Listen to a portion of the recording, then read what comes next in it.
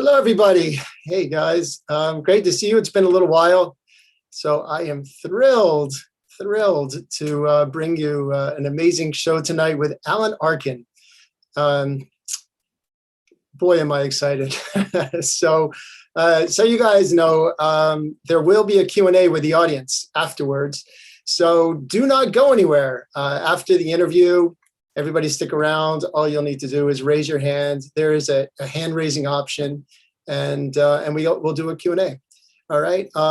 Before we jump into it, I do want to let you know that next week we have a play by Tom Baum. It's called Khalifa. It's directed by Mitch Levine, and it stars Jordan Cooley and John Medici. So that's next week at this time. All right, so I don't want to take any more time. I want to jump right into our conversation with Alan. Remember to stick around, and we'll have a terrific Q&A afterwards. All right, see you guys soon. Enjoy.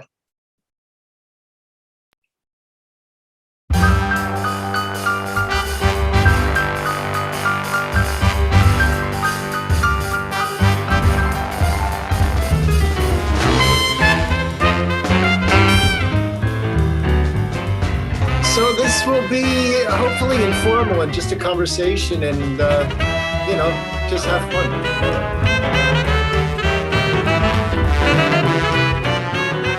But there was something that I've discovered, that you said that you got the acting bug at 5 years old. Yeah. So I'm so curious about what that is at 5, and how you because we all do dress up. We all play other parts when we're kids. Yeah, I'll tell you about kids have no problem in doing any of that. But my feeling is, I think I talked about it in one of the books, that in doing improvisational workshops, I would find that with kids up to around the age of 10, they'll do anything you ask immediately, and without any embarrassment, without any fear. And it's when they're looking for an identity. I think that play, doing role play until around the age of 10 is crucial for them finding out who they are in the social structure that they live in. And once that happens, they start getting embarrassed about role playing, so that the preteen kids, just for both preteen, they've lost that ability, and it's because they don't need it anymore. So embarrassment starts setting in. They don't want to. They feel like they're starting to have their own identity, and they don't need the play acting so much anymore. Right. And with us people who have kept up with it, I think it's because the identity, in a lot of cases, I feel like actors' identities are not fixed. That they've had these issues when they're kids, and they've never gotten resolved in some way or another. They're looking for the profession to do it, and it doesn't do it. Right. It doesn't do it. You only do it by life. Mm-hmm. I mean, people used to say to me, "Oh, you're so great with accents. You can do it. It's such a great talent." It's not a talent. It's a talent. It's not a particular talent. It's a talent that every kid on the planet has until they no longer need it. And then it goes away. Like, why does every child on the planet sound exactly like the place they come from? It's because they're perfect imitators until they don't need it anymore. Right. And my guess, I haven't spoken to a lot of people who do imitations, but my guess is that the people who do it the best are the people who have identity issues of their own. I know that Peter Sellers did. He never knew who he was. The people around him said that nobody ever knew who he was. So my sense is that it's probably true of a lot of people who do that. I give myself credit for not needing to do that. I used to do it all the time. I used to be imitating people all the time. That's kind of dropped away, I'm happy to say. Was there a point in your life or career when suddenly you went, "Oh, I'm not doing that anymore"? No, like with most of the development I've had in my life has come very gradually. I haven't noticed the growth until years later. I'll say, "Oh, I'm not." Like I used to smoke a lot of pot when I was in my teens, late teens and 20s. And then in my early 30s, until I was in my early 30s, and then I discovered meditation as a result of a lot of things. Mm-hmm. And I'd been meditating for 6 months, and somebody asked me if I had a joint. And I said, no, I don't. And I realized that I hadn't had one for 6 months and I had stopped without even realizing that I had stopped. But meditation, a lot of things happen in that way. A lot of things don't, but a lot of things do. A lot of things you have to work on very hard and consciously, but a lot of things just start falling away when you don't need them anymore. Was it medicinal? When you were smoking a lot of pot up until your 30s, was it unconsciously medicinal? Like, I need to take the edge off? It was two things. It was trying to find ways of calming down, right. And not living on the edge of hysteria like I think a lot of actors do. Right. I can't find my drink. I had a drink 5 minutes ago. Where the hell is it? Calm down. It's okay. Everything is a life emergency. Right. And it's everybody starts taking on the coloration of their profession, and actors, if you particularly have a larger role in the piece, you're living in imaginary people's emergencies all the time. So I think a lot of actors start living in their own emergencies all the time to help that edge that they think they need all the time. They may need it in order to be interesting, but I don't know how healing it is for anybody. It seems like the arts ultimately should be at their best should be some kind of healing. Like I remember going to a Van Gogh exhibit. I didn't want to go because I knew it was going to be crowded. But somebody gave us, my wife and I, tickets to a Van Gogh exhibit about 15 years ago. And I finally went, and I felt healed. I'd always loved his paintings, but to be in the originals was like a healing. I felt like I was. Right. I walked out of the museum feeling like something had been lifted. I don't know how he did it. I'm certainly wasn't conscious on his part, but he managed to tap into something that was pure and beautiful and healing.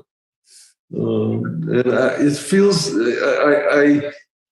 I feel like my work has lost a lot of its edge.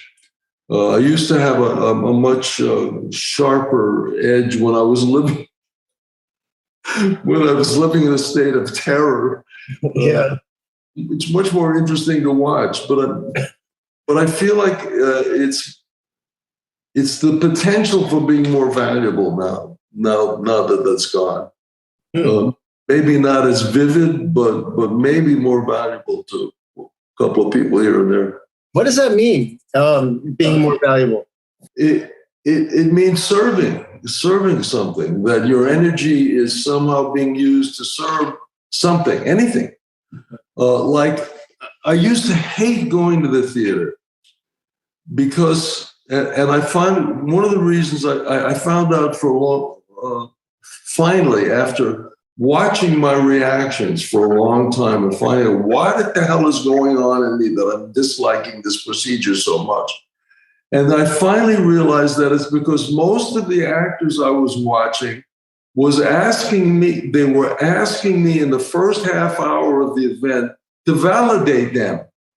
I don't go to the theater to validate the actors. I go there to be educated, to entertain/educated about the human condition in some way or another. And the idea of having to validate somebody that was there for, and I realized this from watching a couple of actors who gave me a sense of welcome when I walked into the theater, gave me a sense that I was in their home and I was being welcomed.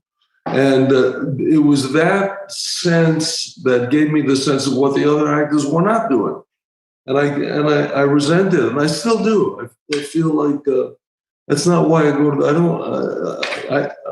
I don't want to be responsible for your validation. in this arena where I paid money.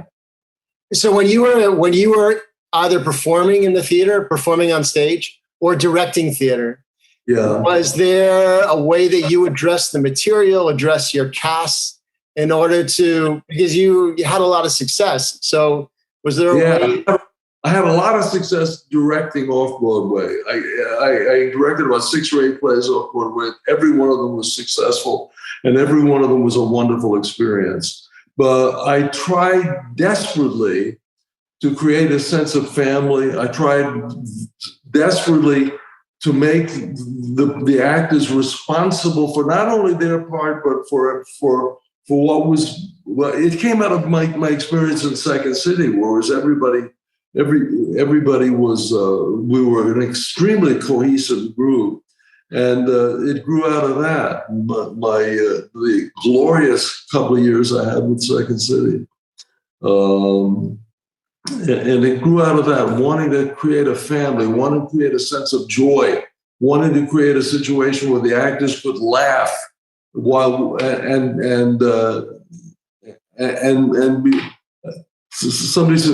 somebody would try something. I say, yeah, but that's a very good thing, but it's affecting somebody else's what's going on over here, and help them see that directing is not a mysterious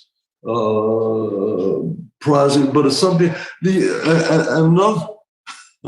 I'm rattling, just tell me. No. This is great. One of the things I recognized was that an actor, most of the actors I knew would read their part, not paying attention to the play. They look at their part. But if the actors read the damn play and find out what function, not just from a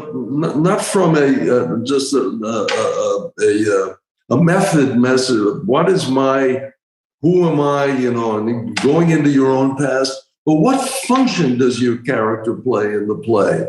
That saves you an awful lot of time and effort. If you look and say, without my character, what would happen to the play that needs to happen?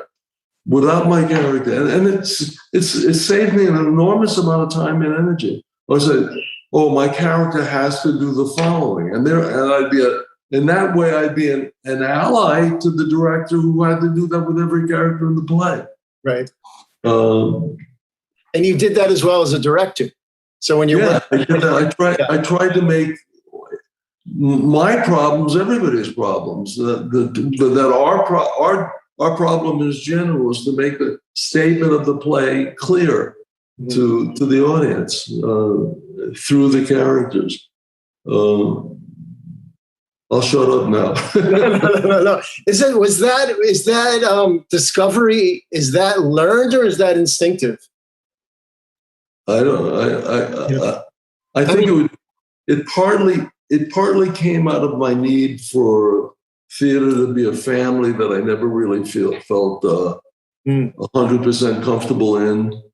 I felt like it came out of that. It came out of the glorious sense of cohesion we had as a group with Second City, and probably to a certain extent instincts too. So it's an amalgamation of a lot of different things, I think. Well, a lot of the people that I've met with, so a little history of this platform is that I'm a directing member of the Actor Studio. So a lot of the people that we've had that I've been able to talk to in the plays and so forth, they're all Actor Studio folks. So whether or not it's Mark Rydell, who came out of Kazan and came out of the Neighborhood Playhouse, or Lou Antonio or whomever, and a lot of them cite like their huge influences. Like when I was studying with Meisner, or when I was studying with whomever. Do you have that? Yeah, I had that with 2 people. I studied with a guy named Benjamin Zemak in Los Angeles when I was growing up, who had himself studied with Stanislavski. Benjamin Zemak was method, but it was somewhat different from the studio because he wanted people. He was looking for joy. He was looking for somehow to be liberating and joyful for the actors and the audience. And I used to be terrified of going on stage. I knew I had to do it, but I was also terrified. And working with the method as a la Zemach's instruction took away the fear from me and gave me a focus on stage. I wrote about that in an improvised life. I talked about my experiences with him and how it was revelatory and gave me the first sense of freedom and being in the zone that I'd ever had. I became such a fanatic for that way of working that I was in the zone a lot in the early days. And it was, I think, one of the greatest experiences anybody can have on this planet, in this plane of existence. You talk about instinct. You said, or was it? No, intent. Yeah. And you say that as long as you have an intent, you won't freeze. You won't. It certainly was true with me. I think my intentions used to have to be mammoth. I used to have to have giant intentions to get me comfortable on stage, and it worked. Good. It worked. Good. I'm gonna jump back and forth between acting and directing. You've directed a bunch, but you stayed as an actor. Why did I direct? Yes. Like it was an accident. Like most of the things I've done in my life, it's been an accident. Yeah. I started directing because I was a few friends of mine from Second City were in a play. A couple of years after Second City, I'd already done a couple of movies, and they said, "Would you help us out? The play is terrible. There's something seriously wrong. When you come and look at it." So I came and looked at it and said, "Would you take it over?" I said, "I don't know anything about directing. I can't direct." He said, "Well, you can't do any worse than the guy who's doing it." So I didn't even want my name attached because I didn't feel like so I gave myself a pseudonym and I took over the directing of the play, and I didn't know I had any leadership abilities whatsoever. I didn't know I could answer any of their questions. And as the days went on, I found that the play, I didn't understand the play at all initially, but as we started unraveling it and examining it, it started to make sense.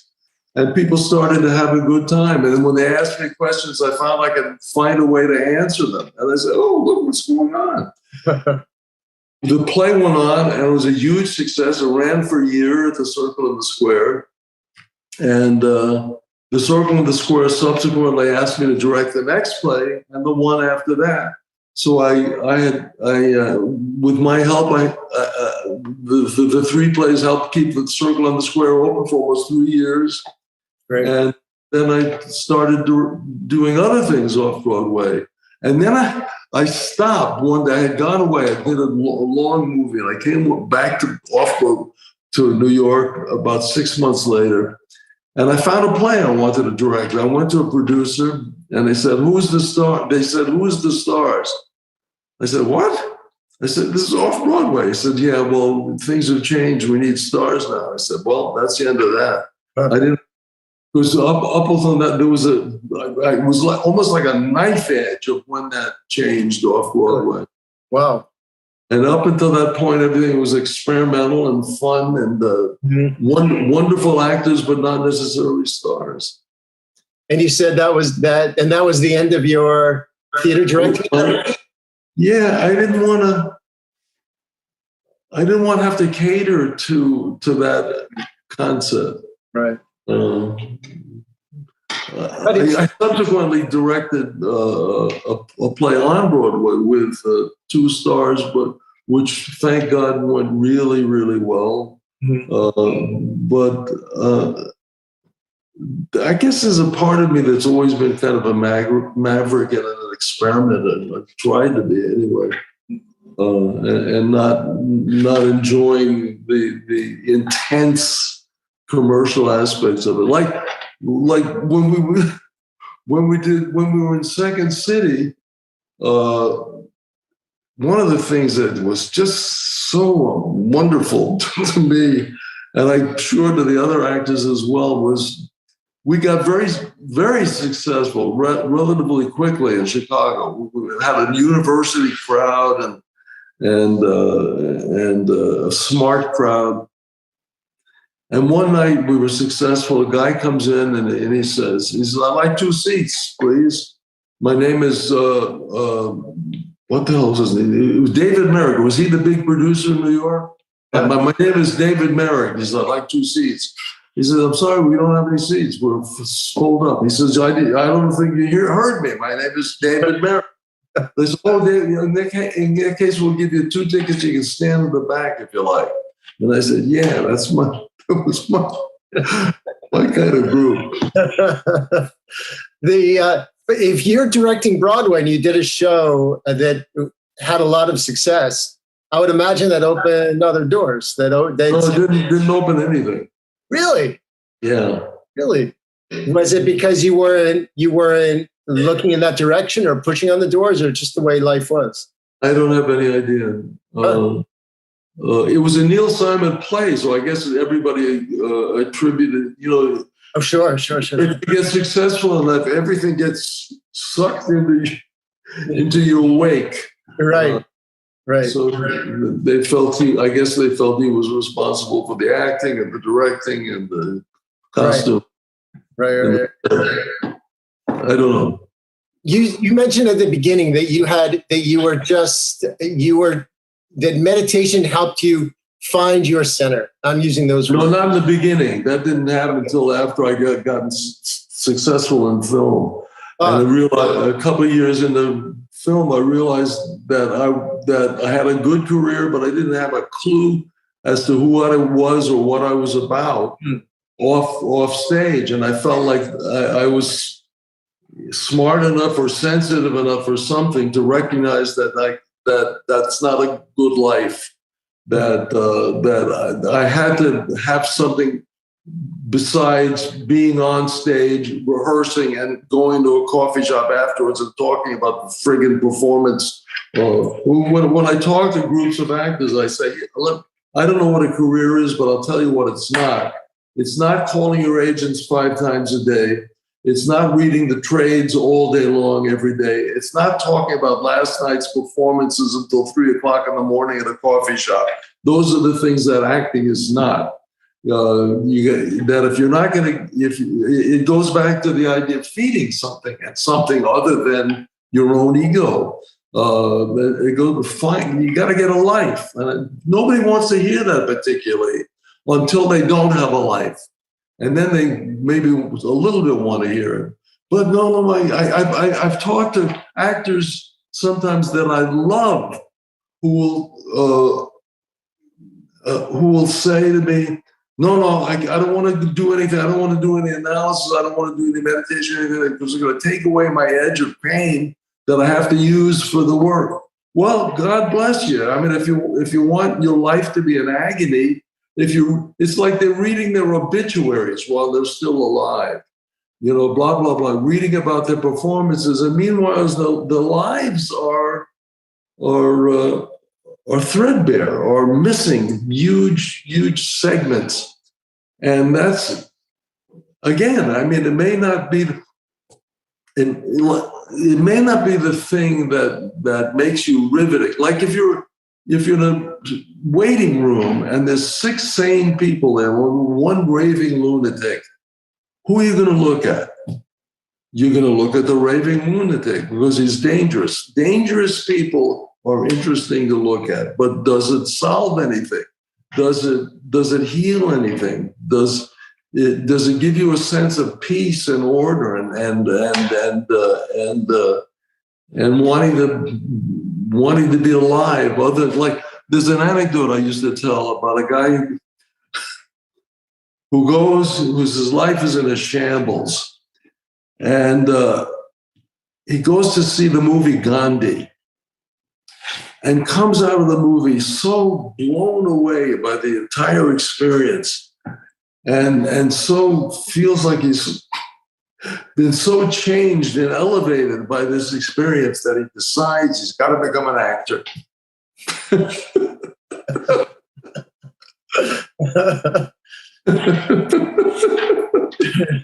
It's not.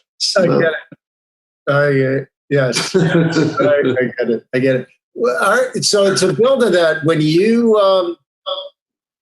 you had this revelation that Revelation about what? about that you wanted to get a life.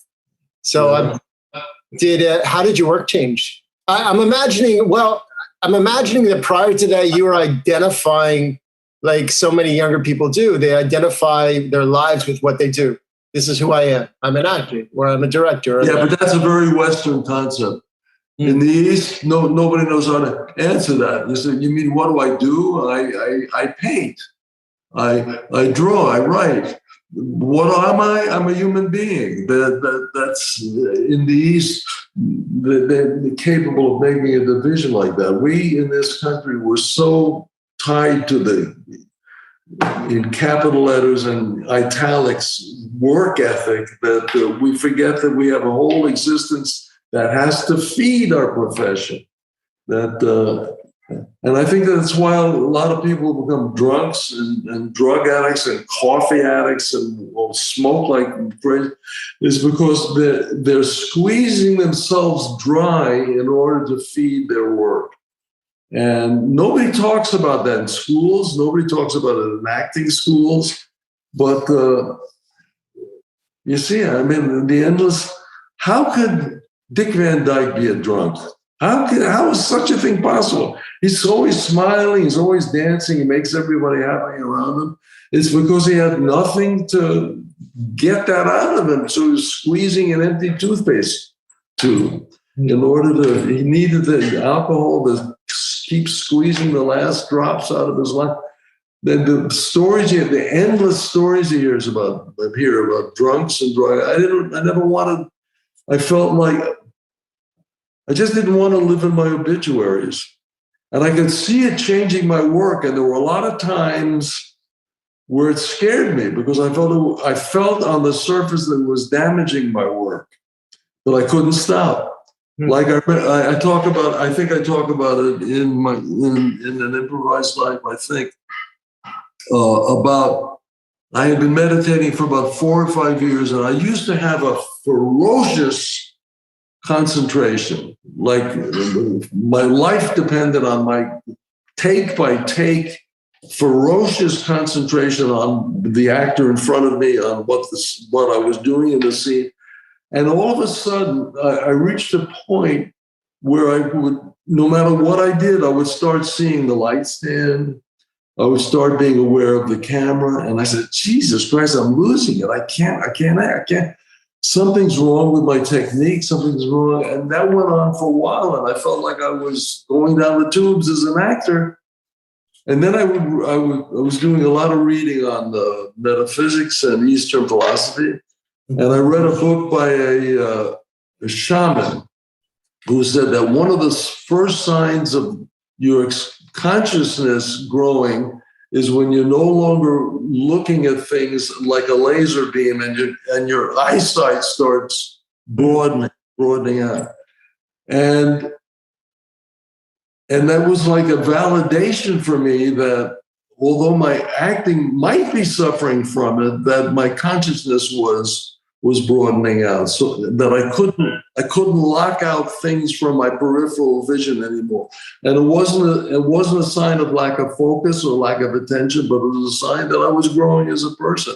Right. I started to relax in that, but I used to go to dailies and pay very close attention to see if my work was getting destroyed. And I said, and I didn't see it. I didn't see them. It took years to recognize that there was a sense of a slight beginning of a sense of abandonment in my work that was taking away from that laser thing I had with the first 4 or 5 movies I did. But it was a trade-off I wouldn't trade for. I wouldn't change for anything in the world. With that kind of concentration and that kind of intensity, how were you to work with? How were you with other directors? So, as an actor, were you hard on the director, or? Well, I had the misfortune on my first movie, which was The Russians Are Coming, to work with Norman Jewison, who destroyed it for me for almost every other director I've ever worked with, except for maybe a handful. He was so goddamn wonderful to work with.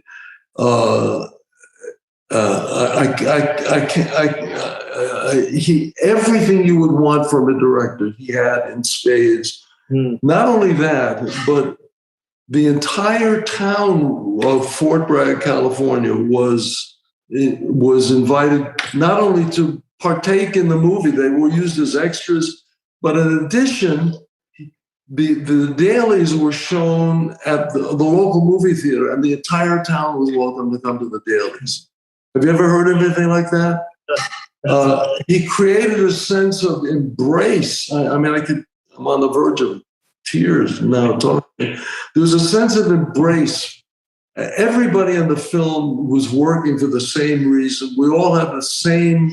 It was in the middle of the Cold War, and we were making a statement.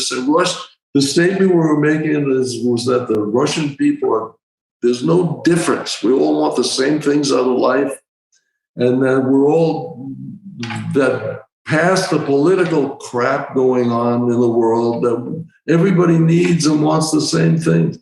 And it was a dangerous thing to say. And we didn't know what the reaction was going to be. We had no idea what the public reaction was going to be when the film came out. But the whole country seemed like it breathed a sigh of relief when the film came out.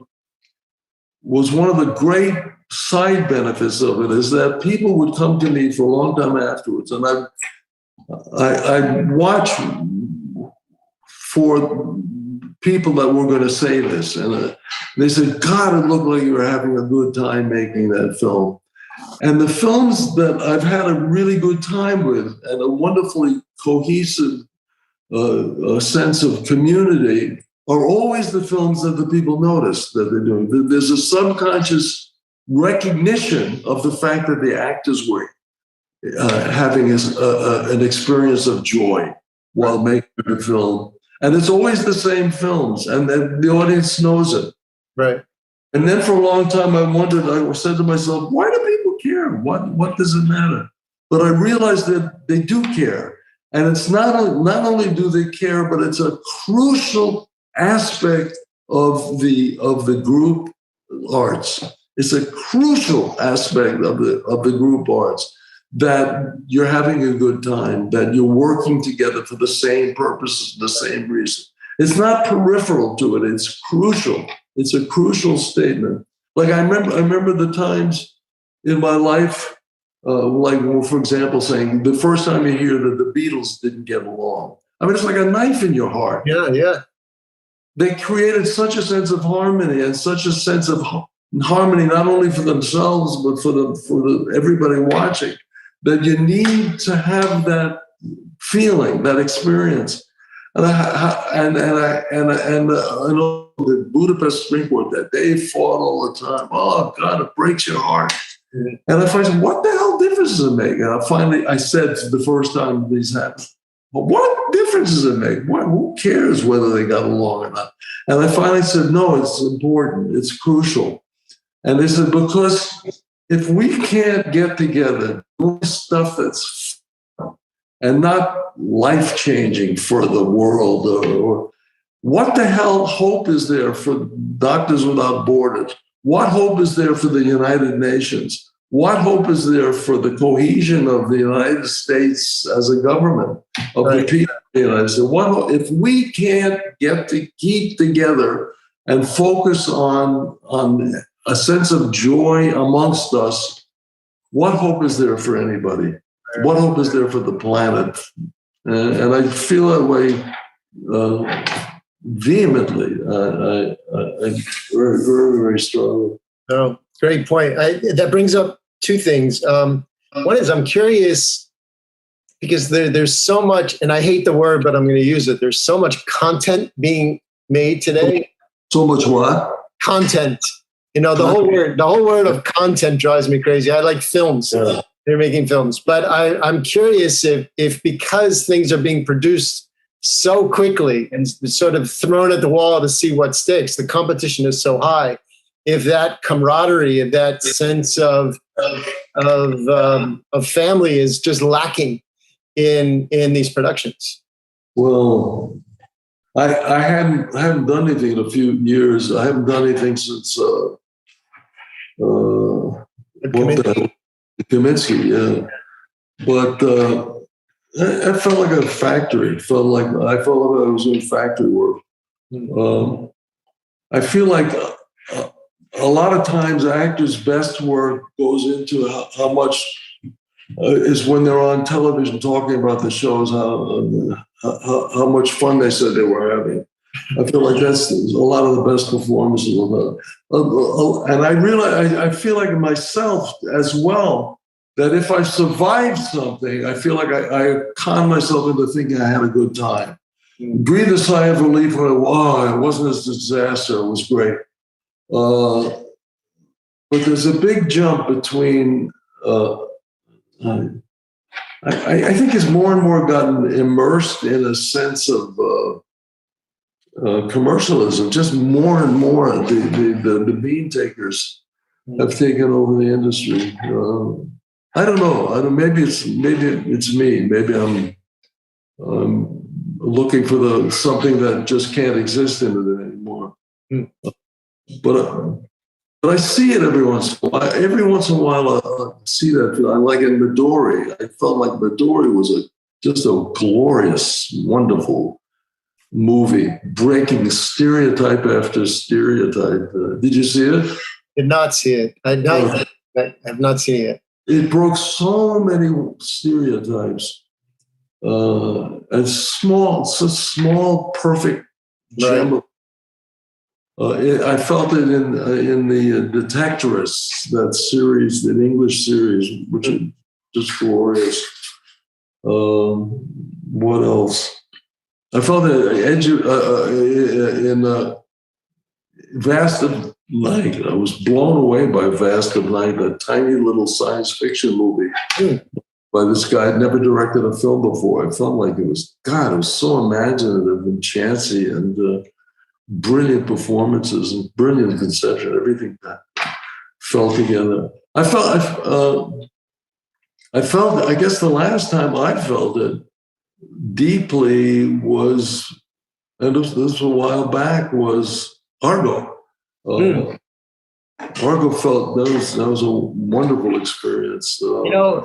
That's funny you say that, because you feel that. Yeah, actually, I never thought about that until now, but in Argo, you really feel that cast. You really feel the relationship between the cast. It seemed that they were very tight-knit. Yeah, well, I never worked with the people who were playing the fugitives. But my sense is from talking to them that because there was a whole different segment of the film, so we never really met. But in talking to them, they felt that they had worked very hard to create that, and it worked, man. It just it was, and most of my work was with either Ben or with John Goodman. John and I became friends. I had a wonderful time working with John, and Ben was one of the 4 or 5 best directors I've ever worked with. Yeah, he knows every aspect of that movie. He knew lenses. He knew the film texture. He knew performance. I don't know why he's not directing, because I think he's a brilliant director. Wow, that's amazing to hear. That's great. Yeah. There was I do have one film question for you. The movie that you did in the concentration camp, the Sobibor? Yes, Sobibor. So how was it? Because I read that you had the casts were separated. So the soldier, the guards were never. We didn't see the guards. We didn't see the guards until we were on the set. They were in their Nazi uniforms. It was like 75 years after the fact. Most of the people in it had never been alive even during that experience. But it was we never got over it. Well, the people playing the Germans would come and say, we're not German, we're Swiss. We're Swiss. I said, okay, fine. That's okay. You be Swiss. Take off the uniform and move. That was a devastating experience. Very cohesive. I mean, we who were playing the prisoners stuck together. We were a very, very cohesive group, and we stayed friends. A lot of us for years. I'm still in constant contact with a couple of the people from that film. That was devastating, and there were people who had been in the camp that were actually being played by actors, and they got a lot of the people who were being played by the actors, and they stayed in contact with each other for years after. It was a very, very deeply moving, difficult experience. I can imagine.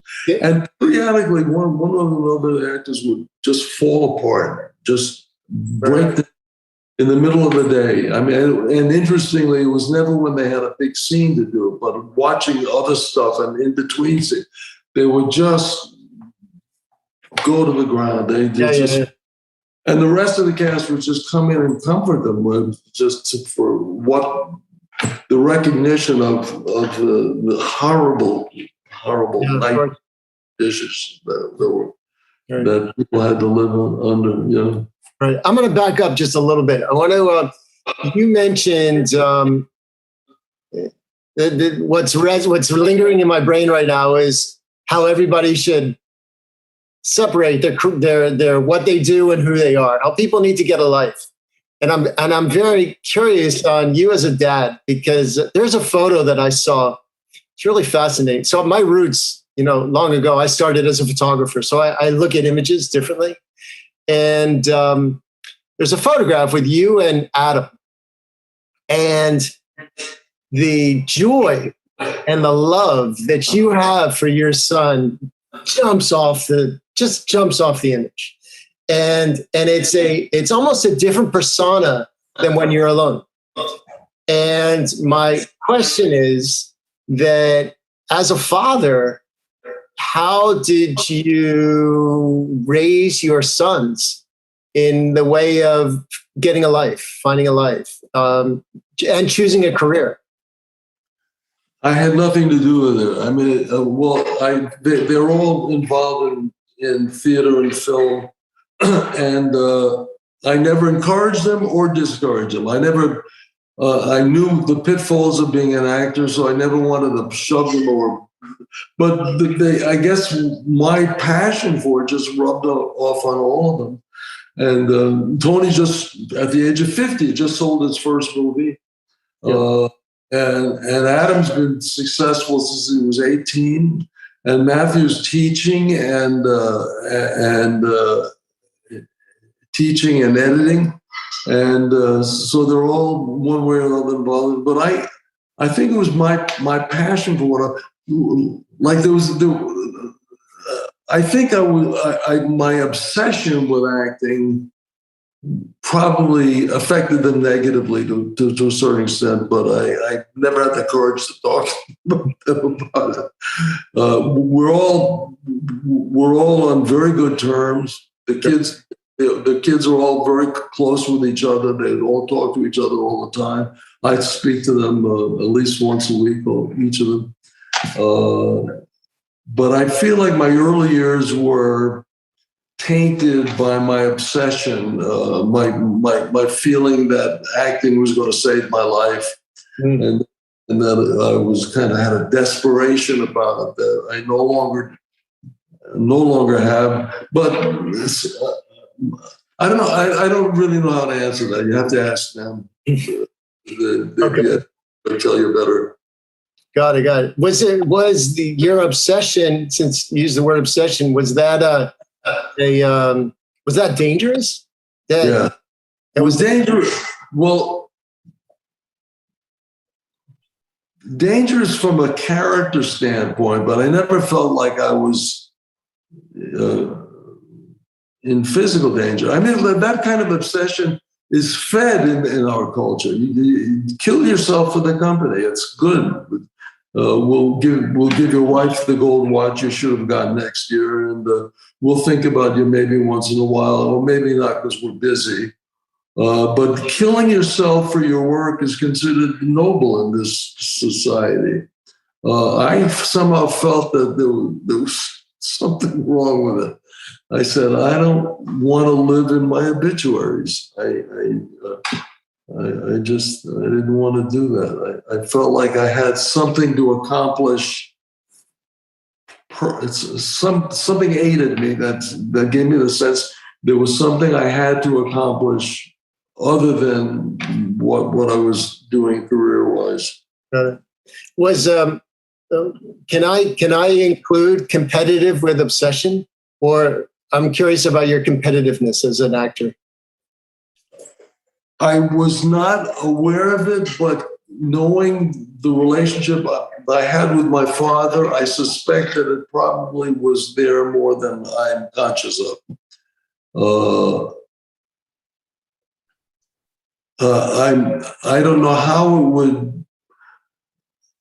I don't know how it presented itself while I was working. I'm not sure that it did. I think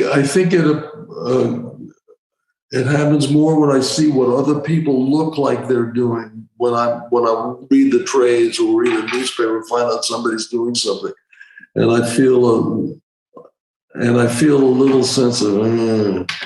But I'm just starting this year to recognize that it's related to my relationships more with my father than it has to do with anything that I really need from the actors.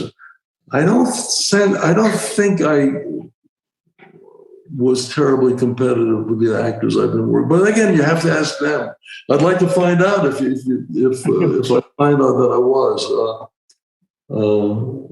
I don't like to think that I was. I hope not, but I can't. I don't know for sure. Right. How about, are your sons competitive with what they do? My son's competitive? They don't seem to be. Not with each other. Mm-hmm. Good.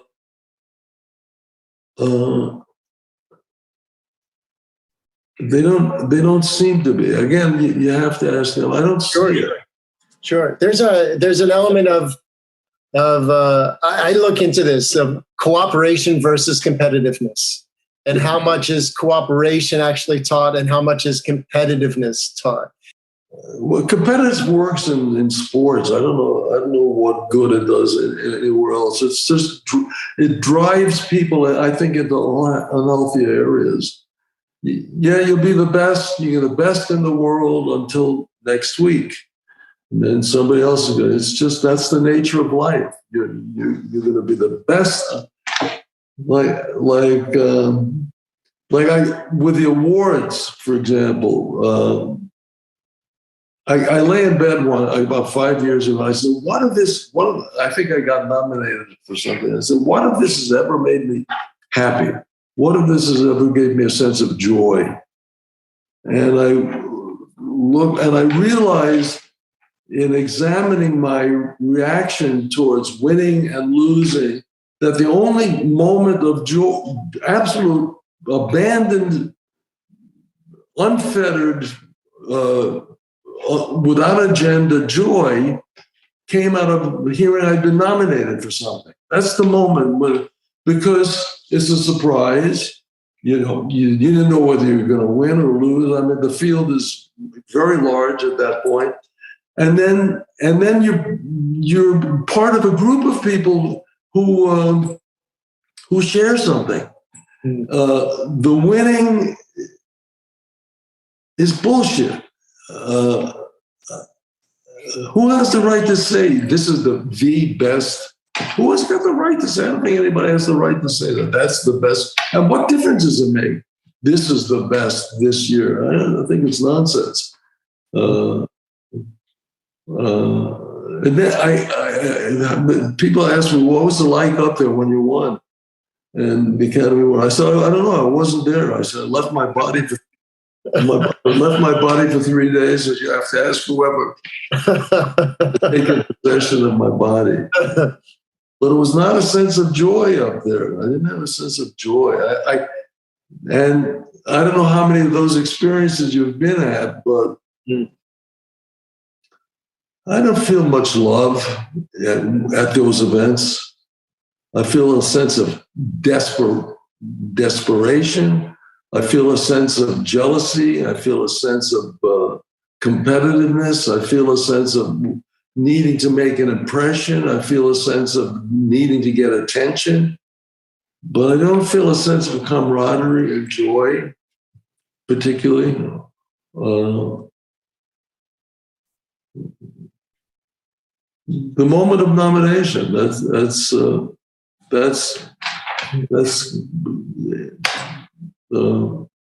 sense of cohesion and togetherness and sharing. Right.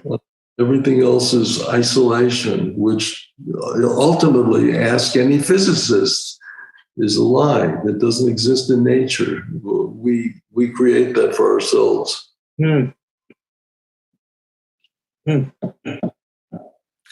It's powerful. I have to take a moment. What? I have to take a moment after that. So I can tell you that, just a little aside, that whenever I'm in community, it's always so much more rewarding, regardless of what it is.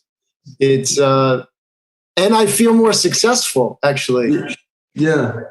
Yeah. I would dare say everybody does if they're comfortable enough with themselves to allow themselves to feel it. Yeah. Yeah. So, all right, I'm gonna just segue a little bit into your Eastern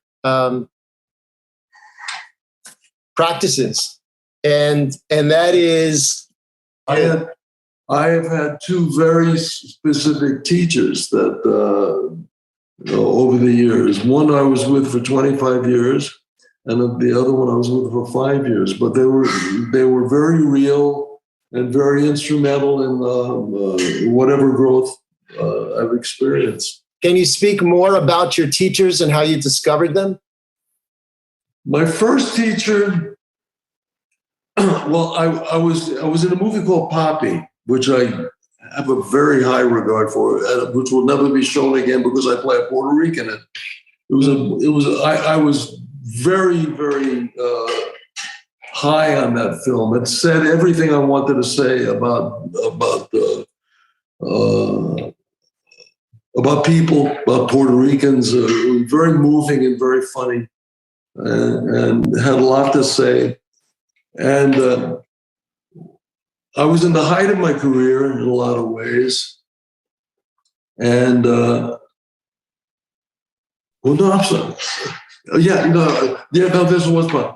And I was not happy. I was not happy, and I'd been I was been in analysis for a couple of years and working very hard, really working hard because I wanted to be cured of whatever was aching in me.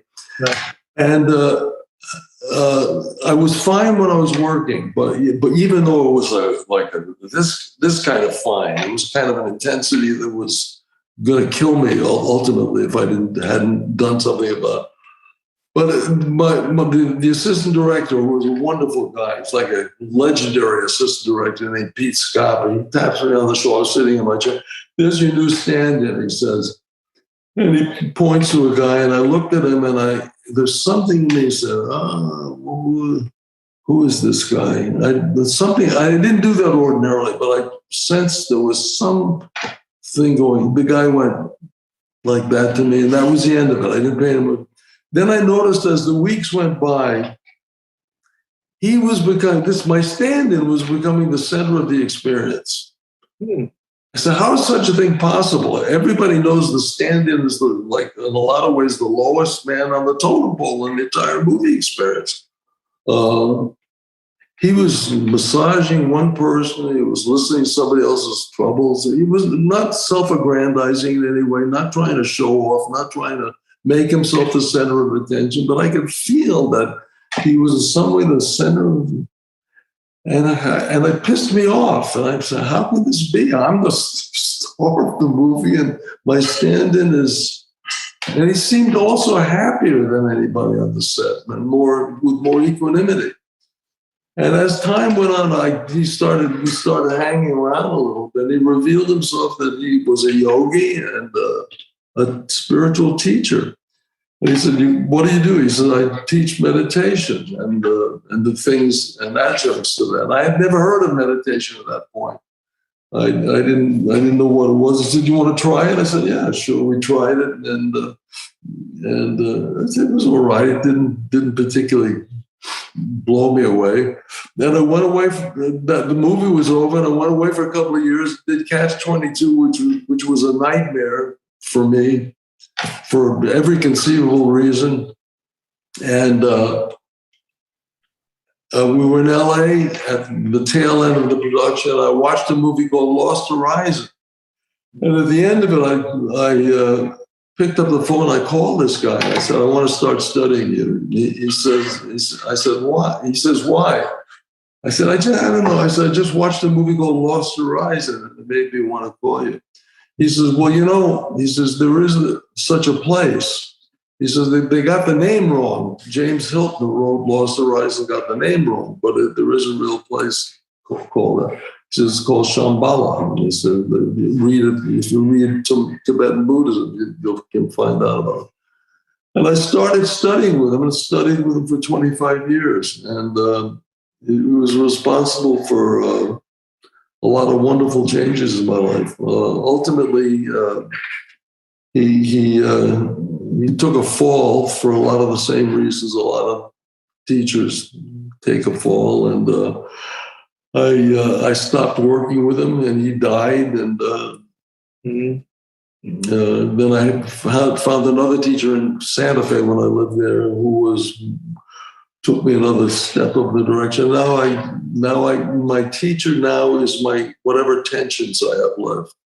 That's my instructor now is my tensions, to the degree I have any left. I always find it interesting. Is it a Buddhist practice, or it's a meditation practice?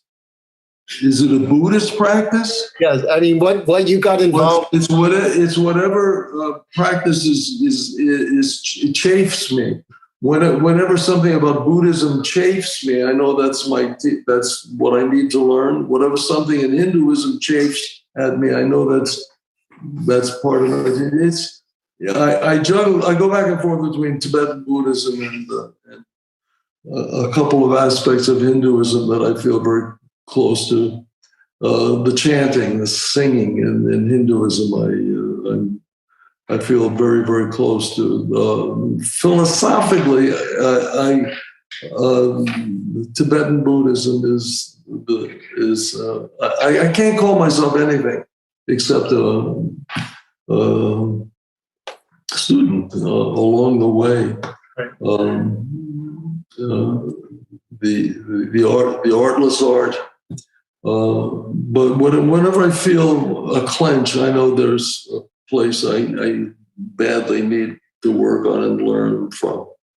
Is it to relax or to find happiness? Has happiness been redefined for you throughout this? I want to find the truth of myself to the extent that I'm capable of doing it. And I know that wherever there's a clench, that's a part of myself that I'm hiding from. How do you know when you've discovered a truth? Well, there's an aphorism that my friend Rudy Wurlitzer, who is a Tibetan Buddhist and also a wonderful screenwriter, he sends me Tibetan Buddhist aphorisms a lot. And there's one that blows me away. It goes, things are not as they appear, nor are they otherwise. That took me about a week to try and wrap my head around. But it sums up a lot of my core feelings about things. Is that things are exactly what they look like, but there are also a lot of other things as well. And my second teacher taught me a lot of things. One of the most important things he taught me was not to put a hard edge around anything. We like to do that in culture. What is the best? What's the difference between this and that? Well, maybe it's not as clearly defined as I've learned that the things are not as clearly knife-edged as we in the West would like to think they are.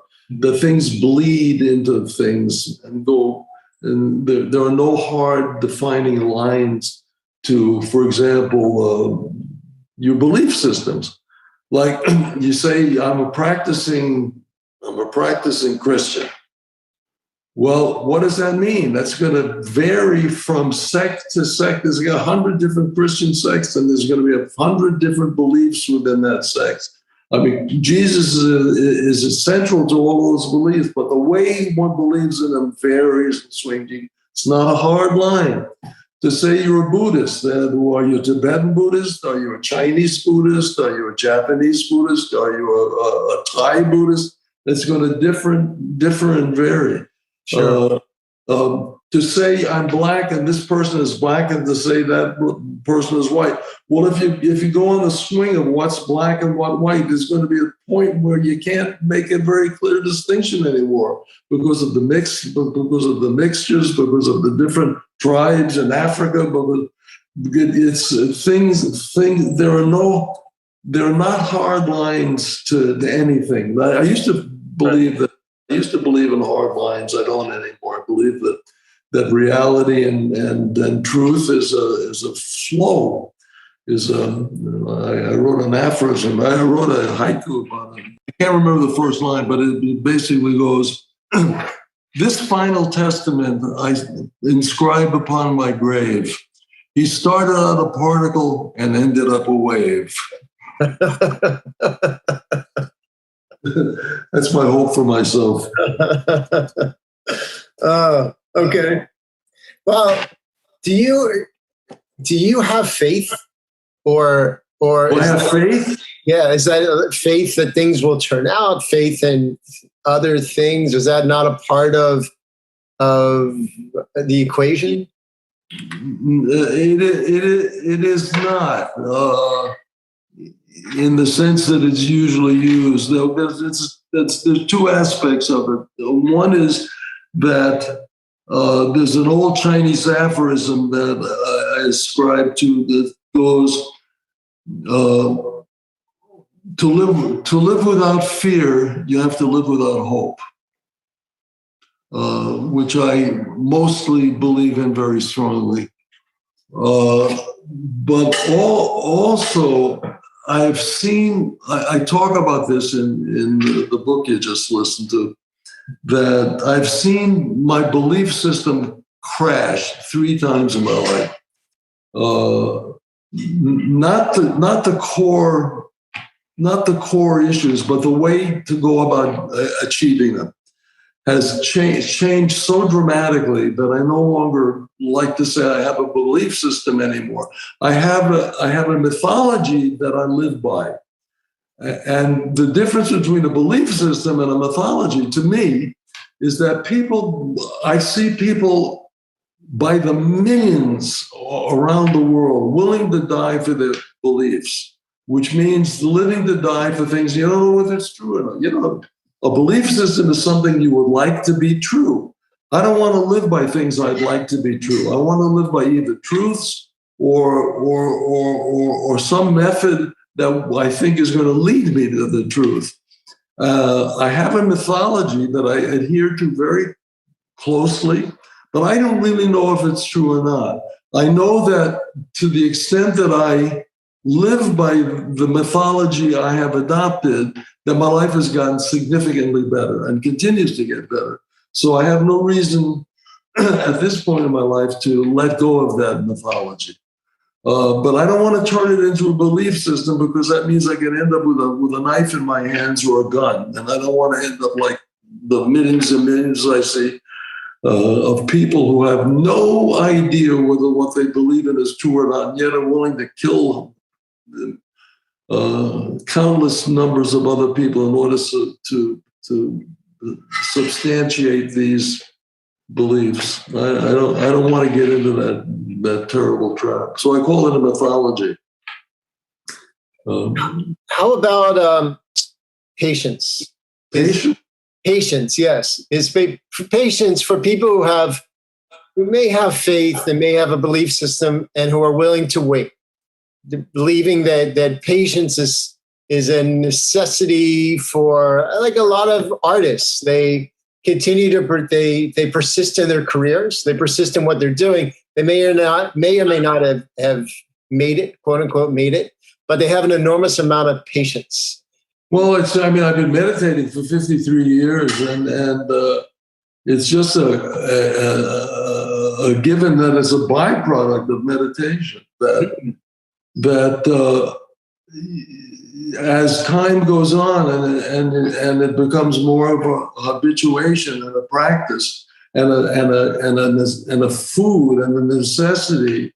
You realize you are becoming more patient because you're less and less at odds with yourself, and you're less and less at war with yourself. And if somebody's, I think I wrote this somewhere in one of the books, is if somebody's late for an appointment, that's sometimes the best part of my day. It gives me 20 minutes to sit and just be. I have a right to just be. I don't have to do something any longer to prove the fact that I have a right to live. You see it in people who meditate, that they're more comfortable with themselves. That they feel like they have a right to exist. They don't need to do something in order to prove that they exist or that they're a decent human being.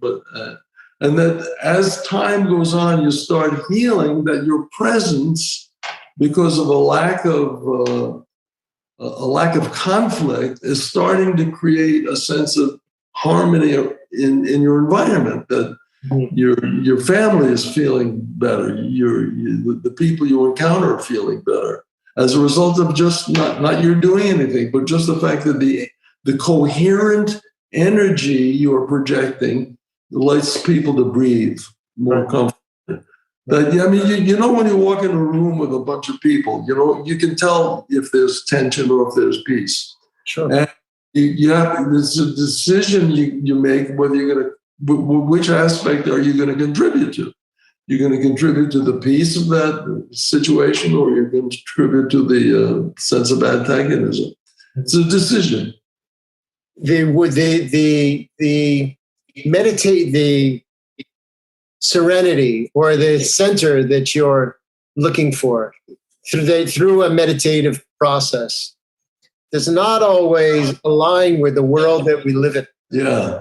So my question is that balance. How does that balance exist, or where do you find that balance, or is there a way? That's the extent of your work.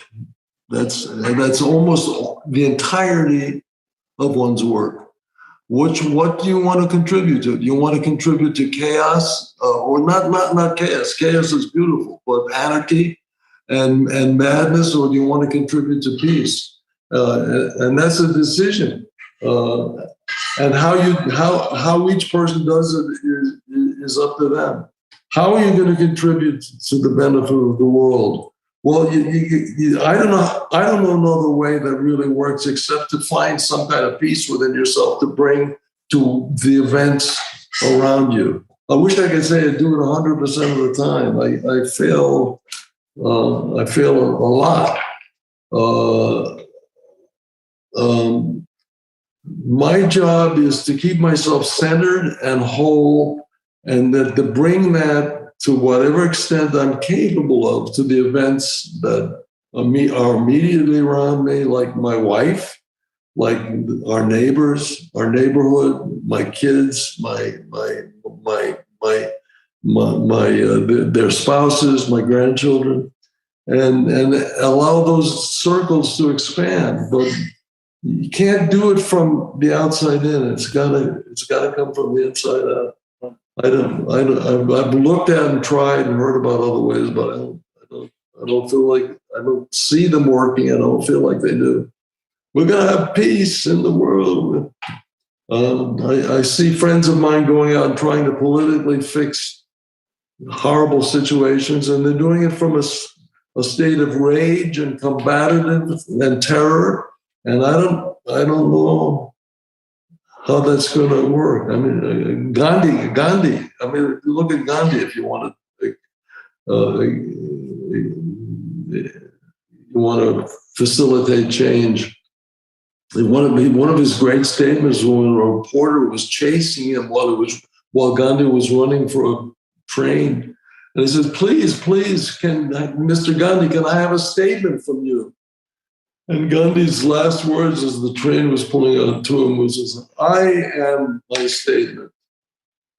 I am my statement." And ultimately, that's what we all are. We are all our statements. There was a wonderful Jungian quote. He was when he had his institute in Switzerland. He spent some time every year working with the students in his institute. Check them out every 6 months or so. One student came in and he was on fire. The student was on fire with information, with this teacher, that teacher, this psychiatrist, this theory, that theory. And after about a half an hour watching him and listening, Jung finally said, he says, "Let me tell you one thing." He says, "Ultimately, your students are not going to learn from what you know, but they are going to learn from who you are, your patients and students." And that made a huge impression on me. And I think it's true of everybody and everything. Not what comes out of your mouth, not what you're saying, but who are you? What are you? Well, you teach, you have workshops. Yeah, my wife and I taught about 100 improvisation workshops around the country, in Canada and Hawaii. Are they learning from who you are? Yeah, they weren't about sketch comedy. They were about being authentic. And I think they're probably the most important things I ever did. And I think Suzanne would feel pretty much the same way. Years later, we hear from people that took the workshops and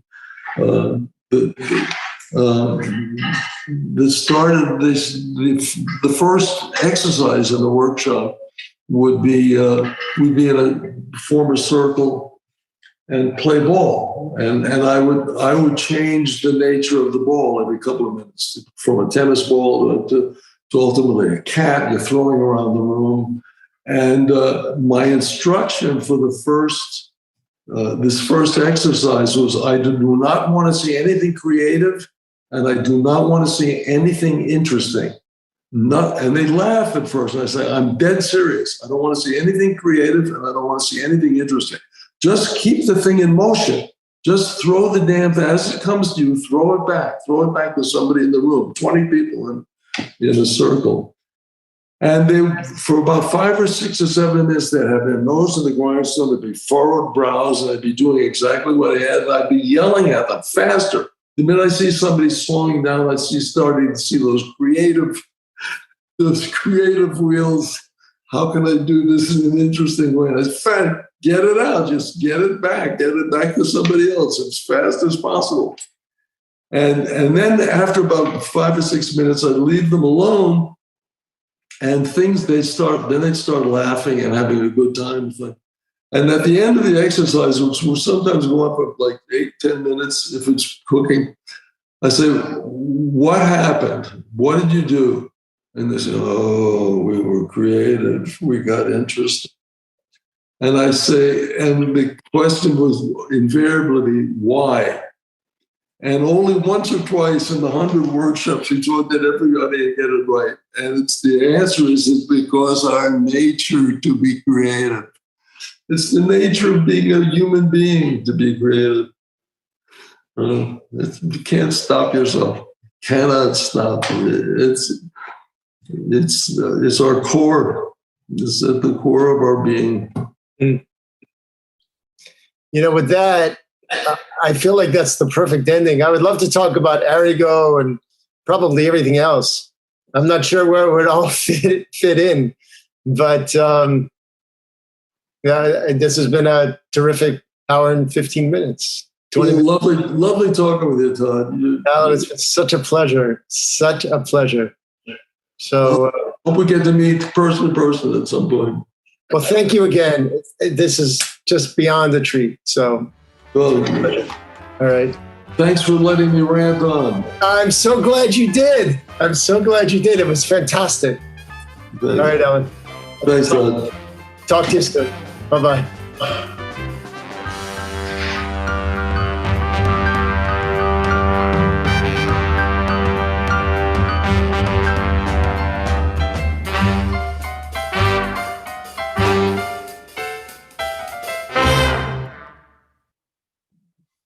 Are you there? I am here, and there you are as well. Hello, Alan. That was great. That went on and on.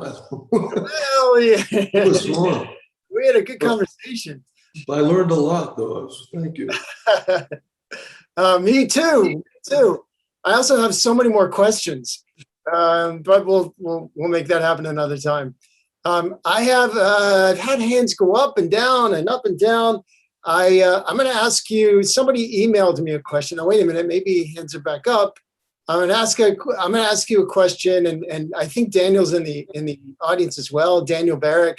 He has a question, and if you want to raise your hand, I saw it up and down, but he has a question with regards to Wait Until Dark, and it was with regards to the scene at the offstage.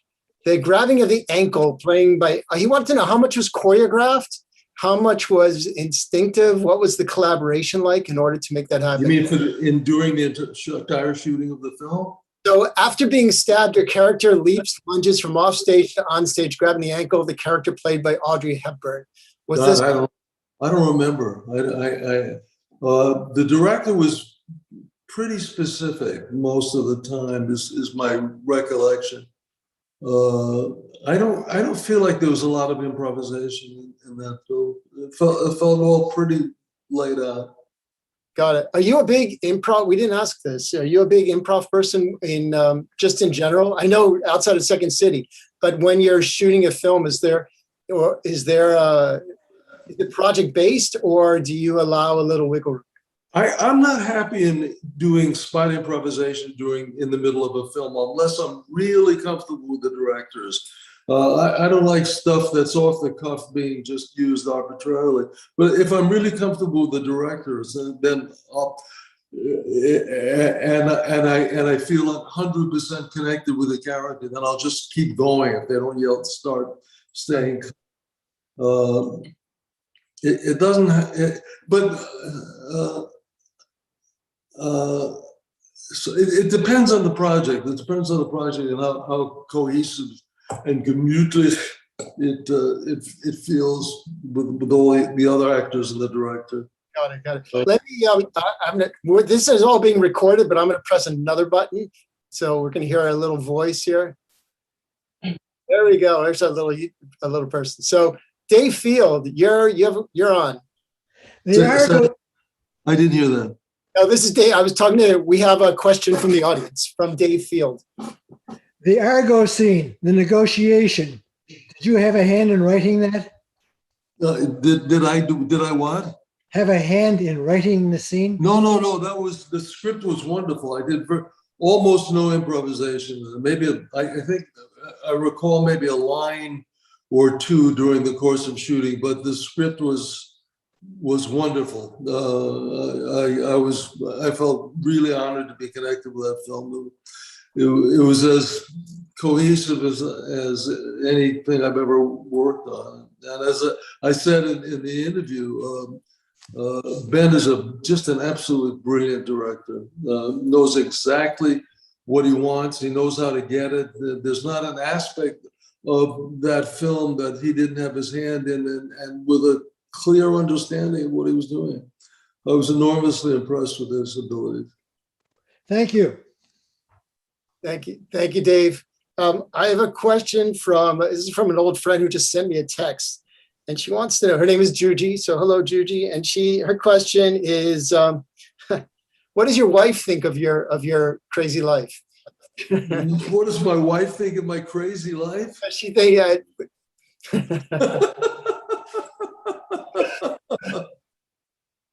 I think she's okay. I think she's okay with it. I think we've been locked down for a year and a half. We've hardly seen another human being in a year and a half. We get along fine. I don't think my life is any crazier than most other people's. Everybody's life is a little bit crazy. Right. Thanks, Georgie. Michael Siegel. Michael, you're on. Michael? The answer is no, but sometimes yes. Michael, I'm leaving I see you're unmuted. I see all sorts. I'm leaving your talking on. I think it's something on your end. We're going to you're going to figure it out, Michael, but we're going to a Michael Kavanaugh. Michael Kavanaugh. Alan, thank you from me and from many millions of people for all the wonderful enjoyment you brought us through your work over these many, many decades. Thank you very much. I have a question regarding a play that you did early on called Love. Yeah. I did a production of it myself and found it to be did you? Yeah. one of the funniest plays that I ever did, and wondered if your experience was enjoyable. I didn't hear the question. I'm sorry. I did a production of it many years ago also, and had a tremendously enjoyable time because it's so funny. Yeah. I wondered if you enjoyed it as much as I did. Yeah, I loved that play. It was a wonderful experience. It was a three-hander. It was Eli Wallach and his wife Ann Jackson and me for a year, and we never had 1 second of problem between us. Not 1 second of disagreement or unhappiness. It was a complete joy working with them. I remember in the rehearsal process, one is always told, you shouldn't laugh during rehearsal because then the audience won't laugh. But we did that play and laughed all the way through rehearsral. In Love? Yes. Yeah. And because it's so funny. It was really avant-garde at the time. It was very, very unusual, wonderful. He just left us. Murray Shiskel, the writer, is gone too. He just died this year. Yeah. He was a sweet guy, the writer. It was a great experience. Yeah, it was a completely cohesive and enjoyable experience. Thank you. All right, Michael, thank you. Michael Siegel, are you back?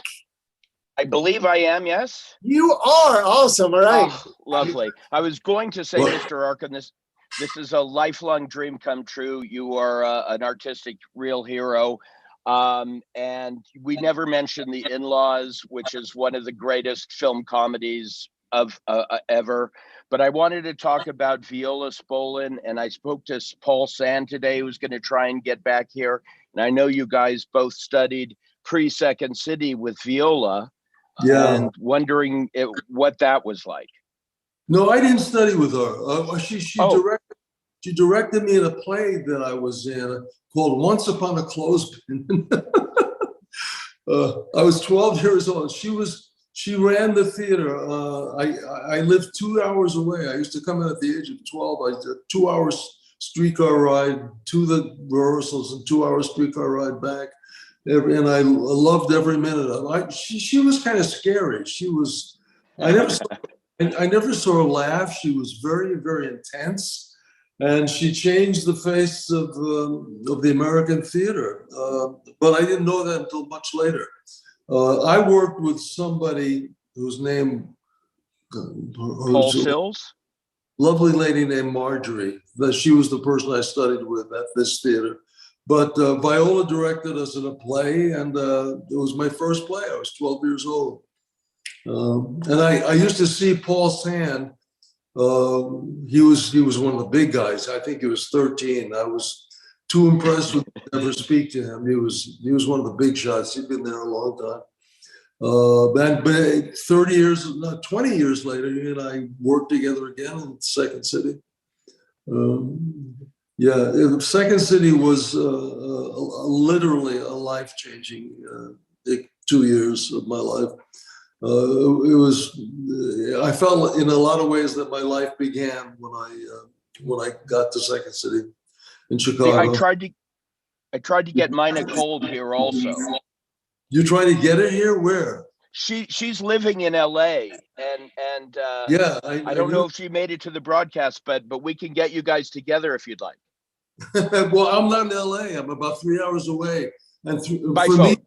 For me these days, 3 hours is like a week it used to be of traveling. I'd love to talk to her though, maybe do a Zoom call, something like that. But and Paul's, interestingly, I looked for them both on the internet this week, and I didn't know whether they were still with us.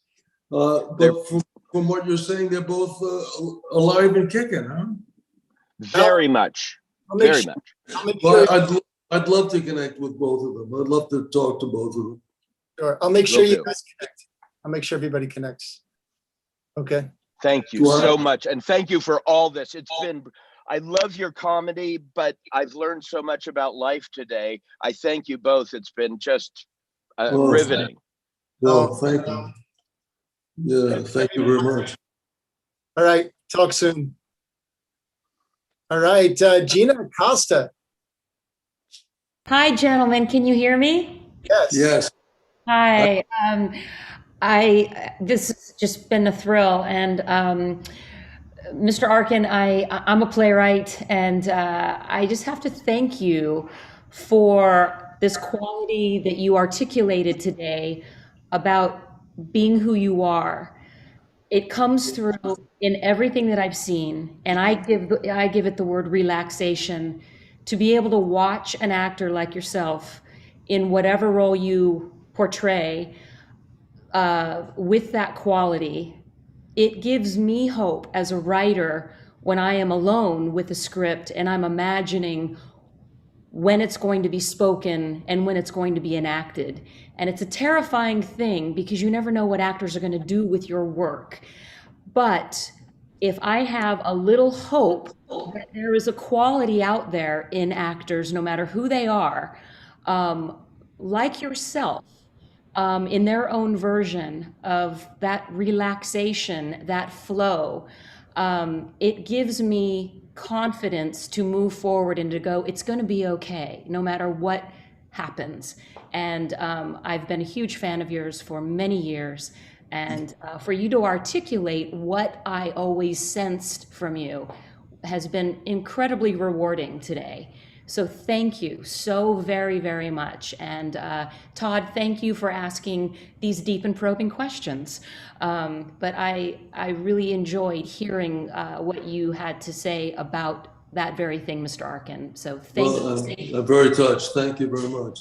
Yeah, good luck to you and your work. Thank you. Thank you. Gina's wonderful, and we work together frequently. So he's great. Great. Stuart Tully. Hello. Can you hear me? Yes, you're on. Hey, Stu. I loved your story about not to be creative. It sounded like the roots of improv, because they always say just be there, trust it, don't try to be funny, just be in character in terms of just be in the situation. I remember hearing a quote from somebody who said, don't just do something, stand there.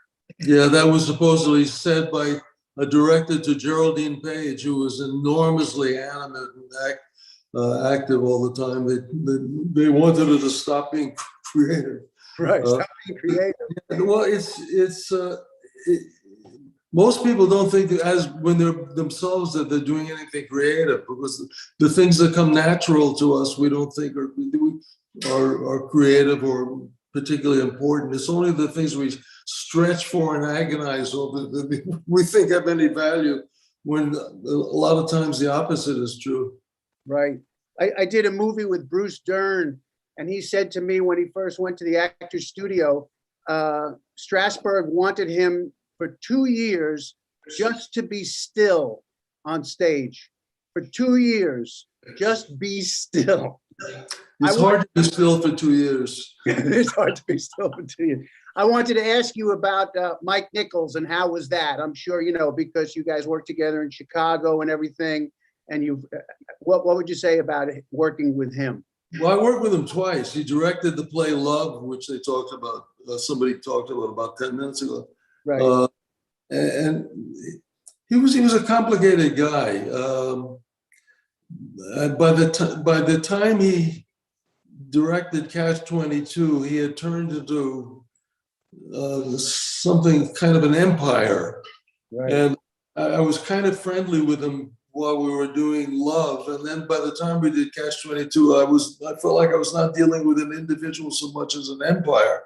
Mm-hmm. And I was scared, and I felt like he scared me, and I felt like as a result of being afraid of him, I sabotaged my own work. So I ended up not doing work that I was particularly happy about. I had a whole idea for the character that I was too afraid to comfortably explore, and I was not happy with the experience. Mm-hmm. That's interesting. Well, thank you both. That was really a terrific conversation you guys had. Hey. Well, Todd makes it very, very easy. Oh, He made me spill my guts out, and I said things I didn't want to reveal. yeah. So I want to follow that up, though. Isn't it? I mean, obviously, it's the director's job to recognize his cast and what they're going through. So if you had a sense of fear, wasn't there ever a time where the two of you sort of went off to the side, where you talked about something and he talked about something? And No, really, no, there was a great sense of distance between who I was and who he was by that point. There were never any discussions. There were never any rehearsals. There were never any discussions. We just the most of the time was spent on figuring out the shots. He had a shot where I ran up a flight of stairs that took 3 days to light. And it just looks like a guy running up a flight of stairs as far as he didn't want anybody to know where the camera was. So that trick took 3 days, but I got to explore Rome as a result of it. Got it. All right. I want to keep it going with your audience. So Andreas, just unmute yourself and you're up. Andreas.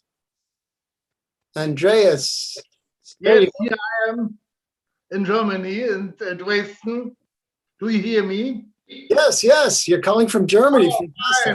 I'm very glad to see Alan in person. Great. I'm not hearing this. Oh, he's calling from Germany, and he's very glad to see you in person. Oh, I love you very much. I have seen you in many movies, especially in Catch-22 as Captain Yossarian and John Singer. And I would like to say thank you very much. Oh. So it's basically thank you. Do you have a question, Andreas? Oh no, I'm very excited. Okay, great. Well, thank you very much. Thank you. It's very kind of you. Your appearance at Catch-22 as Yossarian. I'm sorry, I didn't hear that either. Do you remember your acting as Captain Yossarian in Catch-22? So, your character is Captain Yossarian in Catch-22. Is there anything specific about that, Andreas? Oh no, not specific. I like it very much. Okay. All right. Well, thank you so much. Thank you very much. Germany? Thank you. Thank you for calling in from Germany. That's fantastic. Huh?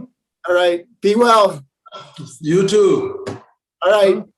Thank you. Thank you very much. Thank you, Andres. Lisa Richards. Lisa, hi. Hi.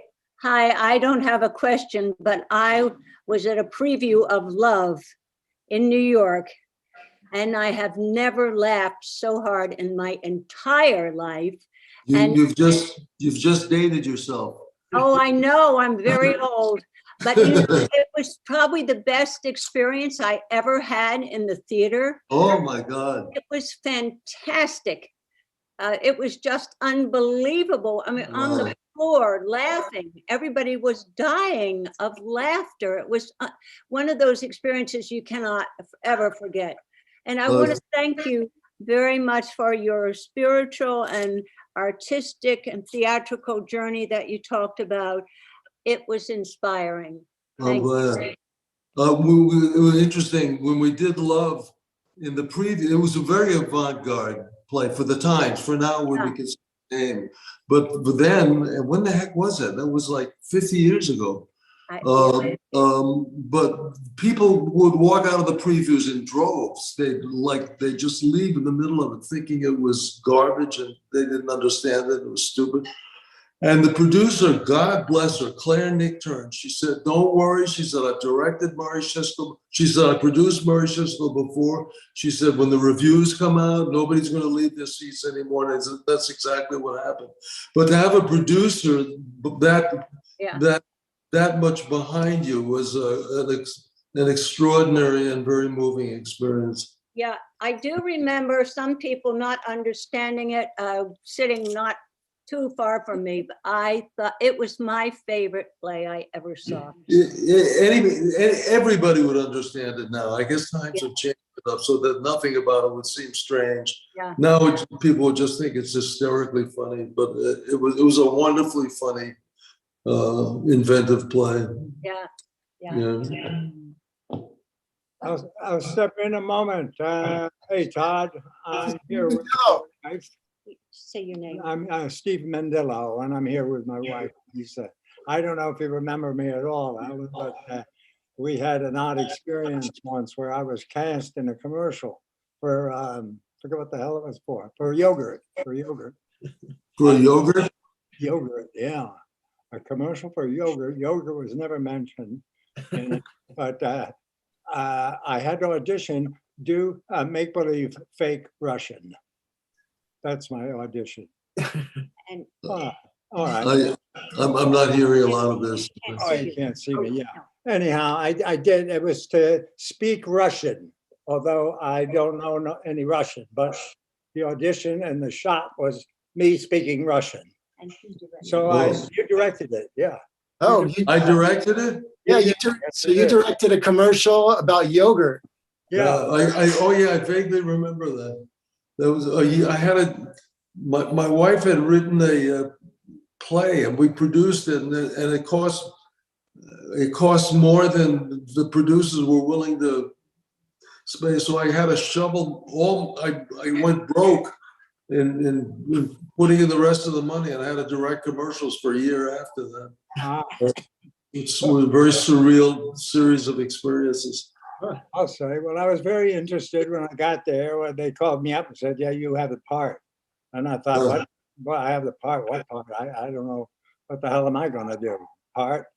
Russian, speak Russian. I'll fake that Russian again. How will I do that? I don't know.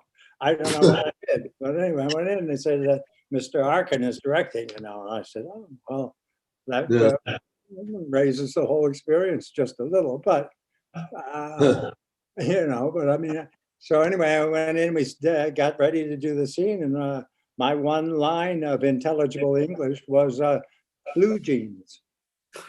Blue jeans. So I speak on Russian, I said blue jeans. And this was the whole thing of the commercial. So I don't know, it was an oddball thing. I wondered if you ever did remember it. But that was a long time ago. Yeah. Oh, I just lost you guys. All right. Thank you, Lisa and Steve. Alan, how hard was it? How is it that you transitioned to commercials like overnight? I mean, yeah. I mean, if you needed I mean, these days. Well, I'd done enough directing, so people trusted the fact that I could do it. But my experience was that they didn't need directors so much as they needed somebody to blame if things didn't go well. Creative ideas was not part of the Got it. was not part of the package. Okay. All right. Sharon Shane. Sharon. Yeah, hi, thank you. Oh, Alan, such an honor and a true privilege. I just want to say your essence and your purity, who you are, just shines through in your work so beautifully. So I have an odd question. I hope you won't mind. I hope it won't be intrusive, because I'm also a painter and I'm intrigued by the work of art that's to your left. It looks like a Rico Lebrun to me, but probably not. Would you mind sharing a little bit about that work and why you the have thing it? that's on my wall? Right to you. This thing here? Yes. Yeah. That's Yeah. I can't remember anything anyway. It's Bodhidharma. He was a great Zen monk from about 500 years ago, and he brought. My understanding is he took Zen from India and brought it to Japan. That's my understanding. But what I love all the pictures of him because he looks grouchy, but he's not. He's just serious, very seriously involved in Zen.